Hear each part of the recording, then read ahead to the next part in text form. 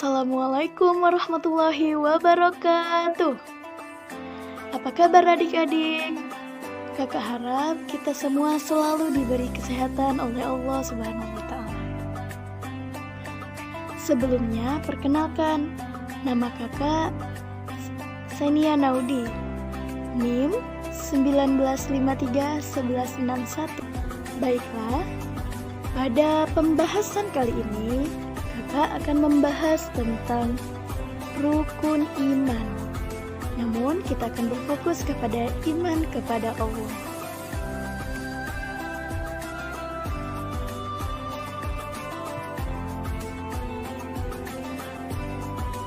Dan marilah sama-sama kita berdoa supaya ilmu yang kita pelajari bermanfaat lagi berkah. Bismillahirrahmanirrahim. Kami ridho Allah Subhanahu wa Ta'ala sebagai Tuhan kami, Islam sebagai agama kami, dan Nabi Muhammad sebagai Nabi dan Rasul kami.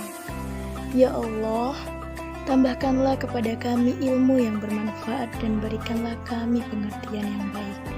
Amin, amin ya rabbal alamin.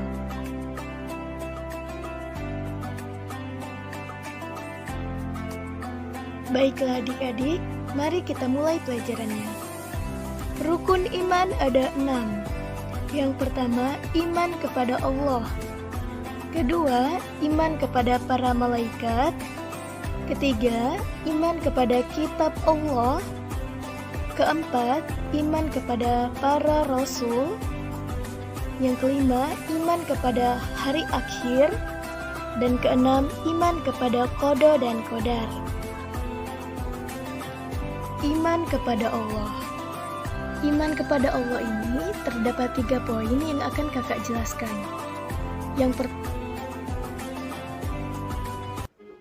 meyakini Allah Maha Esa, yang biasa disebut dengan tauhid. Allah Maha Esa artinya Allah Subhanahu wa Ta'ala itu satu. Tidak ada Tuhan selain Allah. Allah juga tidak memiliki ayah, tidak memiliki ibu, tidak mempunyai anak, dan tidak pula dijadikan anak. Dan setiap muslim harus meyakini bahwa Allah Subhanahu wa Ta'ala yaitu Allah yang Maha Esa. Adapun firman Allah yang menyatakan bahwa Allah Maha Esa terdapat dalam Al-Quran Surat Al-Ikhlas ayat 1-4 yang berbunyi, Bismillahirrahmanirrahim. Qul huwallahu ahad, Allahus samad, lam yalid wa lam yulad wa lam yakul lahu kufuwan ahad. Artinya, katakanlah Muhammad, dialah Allah yang Maha Esa. Allah tempat meminta segala sesuatu. Allah tidak beranak dan tidak pula diperanakkan, dan tidak ada sesuatu yang setara dengan Dia. Dalam surat Al-Ikhlas menjelaskan bahwasanya tidak ada satupun yang setara dengan Allah Subhanahu wa Ta'ala. Allah ialah penguasa tunggal semesta alam, dan tidak ada sekutu bagi Allah Subhanahu wa Ta'ala. Allah Subhanahu wa Ta'ala tempat meminta segala sesuatu. Allah menjadi tumpuan dan harapan bagi setiap hamba, dan Allah Subhanahu wa Ta'ala tempat setiap hamba menggantungkan harapannya.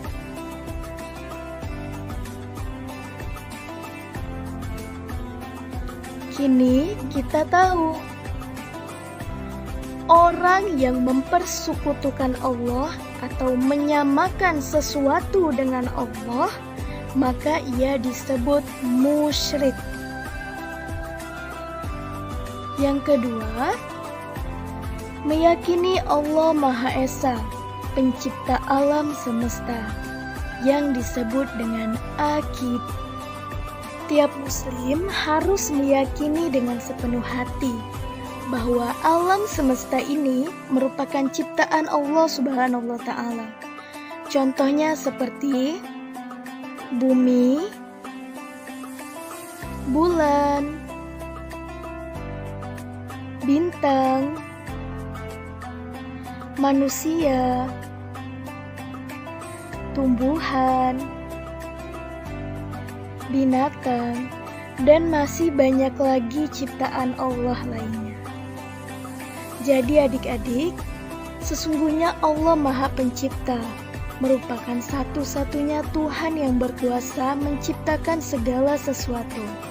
Seperti dalam firman Al-Quran Surat Al-Hajj ayat 24, yang artinya, Dialah Allah yang menciptakan, yang mengadakan, yang membentuk rupa.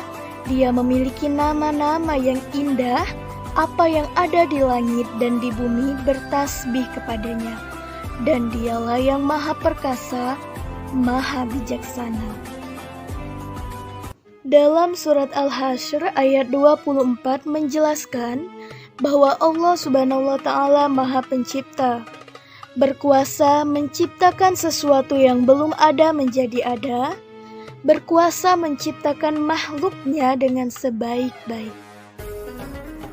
Kini kita tahu bahwa Dialah yang menciptakan langit dan bumi dengan hak, dengan benar.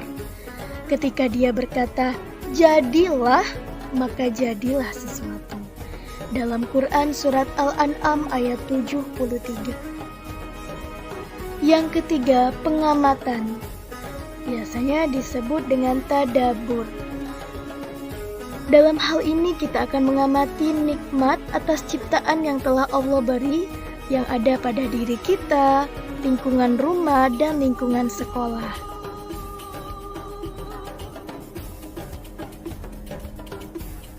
Mengamati diri sendiri. Nah, adik-adik, Allah Subhanahu wa Ta'ala telah menciptakan manusia dengan sebaik-baik bentuk loh. Allah Subhanahu wa Ta'ala telah menciptakan telinga untuk mendengar, mata untuk melihat, mulut untuk berbicara, kaki untuk berjalan, dan banyak lagi.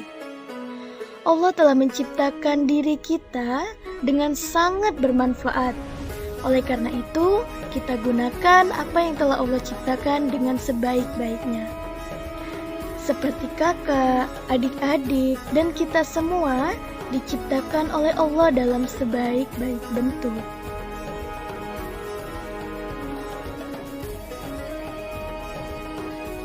Mengamati makhluk ciptaan Allah Subhanahu wa Ta'ala yang ada di sekitar rumah. Lihatlah, ada pepohonan, tumbuhan, pegunungan, bebatuan, air, bebek, dan hewan-hewan yang lain. Indah bukan? Supaya memenuhi kebutuhan kita semua. Jadi adik-adik, alam, tumbuhan, dan hewan diciptakan Allah untuk memenuhi kebutuhan manusia.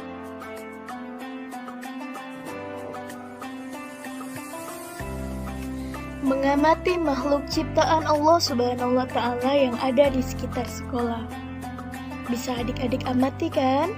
Di sekolah adik-adik kita punya guru, punya teman-teman, belajar dan bermain bersama. Bersama guru dan teman-teman bisa melakukan kegiatan yang baik. Jadi, kakak, adik-adik, guru, dan teman-teman yang lainnya itu merupakan ciptaan Allah Subhanahu wa Ta'ala.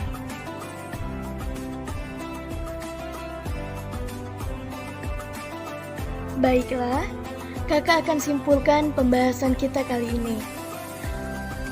Allah Maha Esa, tidak ada Tuhan selain Allah Subhanahu wa Ta'ala. Allah tidak berayah, tidak beribu, tidak beranak, dan tidak pula diperanakan. Allah tempat meminta segala sesuatu. Allah Maha Pencipta.